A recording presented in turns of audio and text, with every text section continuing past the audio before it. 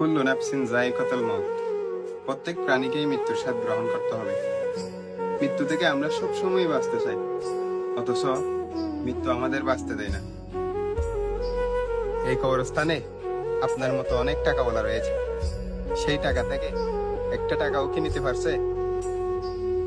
অনেক ক্ষমতাবান মানুষও ছিল, অথচ মৃত্যু তাদের ক্ষমতাকে ধ্বংস করে দিয়েছে।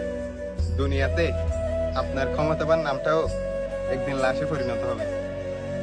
যাকে প্রিয় মানুষ বলতেছেন, আপনার প্রিয় মানুষগুলোই আপনাকে শেষবারের মতো বিদায় দিয়ে দিবে। সবাই আপনার জানাজার জন্য অপেক্ষা করবে। জানাজাটা শেষ হলে সবাই চলে যাবে।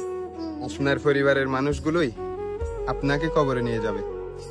আপনার সুন্দর দেহটাই খবর দিয়ে চলে আসবে। তখন আপনার ক্ষমতা কোনো কাজেই আসবে না।